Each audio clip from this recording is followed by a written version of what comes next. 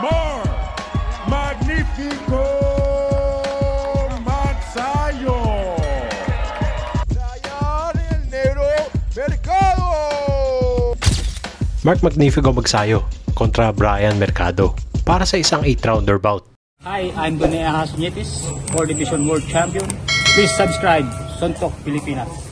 Mga kababayan, kamusta? Welcome po sa Suntok Pilipinas. Bukas na ang kabang-abang na pagbabalik ni Triple M.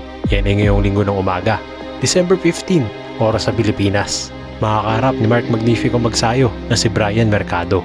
Patapos ang 6 na buwan, magmula ng kanyang huling laban, ay aakyat ito muli sa ibabaw ng lona.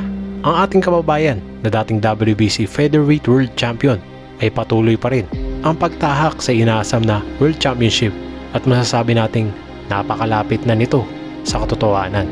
Dahil sa lahat ng titulo dito sa 130 pounds ay pasok ito sa top 5 contenders ng 4 na world titles. Pangatlong contender sa WBO world title ni Manuel Navarrete ng Mexico.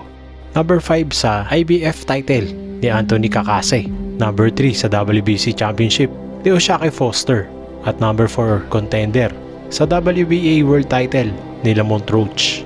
Kaya inaasahang next year ay mapapasabak na si Magsayo sa isang world championship fight na lahat tayo ay gusto itong maganap para maibalik ang dating trono ni Magsayo bilang world champion ng Pilipinas, na sana dumagdag sa ating dalawang world champions na sina WBC minimum weight world champion Melvin Jerusalem at IBF world champion Pedro Taduran. Kaya sa laban ni Magsayo kontra kay Mercado ay maiging tapusin ni Magsayo ang laban sa impresibong pamamaraan para makumbinsi ang lahat na nararapat itong lumaban na sa mas mabibigat na mga kampyon ng Super Featherweight Division. At ayon sa coach ni Magnifico na si Coach Marvin Somodio, pagkatapos nila kay Mercado ay malamang isunod na nila ang WBC Super Featherweight World Champion na si O'Shaquie Foster.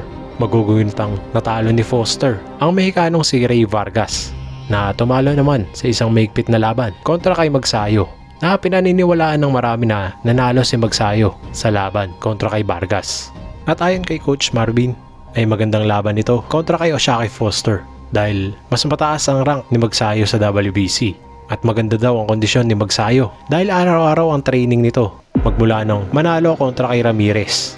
Mas matured at relax kung lumaban ngayon at di tulad ng dati na gigil lumaban. Ang mga setup at power punches ni Magsayo ay mas nag-improve at higit sa lahat ay mas malakas na ito ngayon. Si Mark Magsayo alias Magnifico may edad na 29, isang orthodox at may height na 5'6" at may reach na 6'7". Siya ay tubong Tagbilaran City, Bohol at may record na 26 wins, 2 talo at 17 sa kanyang mga panalo ay via knockout. Wagi si Magsayo kontra kay Ramirez nitong nakaraang Hunyo. Si Brian Mercado ay may edad na 30 anyos na mula sa Ecuador, may stand sa Southpaw at may height na 5'7". Siya ay may record na 11 wins, 6 na talo, 1 draw at 6 sa kanyang mga panalo ay via knockout. Bigo si Mercado sa kanyang huling laban kontra kay Nathan Rodriguez. Kaya ibigay natin ng 100% na suporta para sa ating kababayan na si Mark Magnifico Magsayo at subaybayan natin ang kanyang paglalakbay patungo sa world title fight. Kaya huwag kalilimutang mag-like, mag-comment at mag-subscribe po sa ating channel. Salamat po.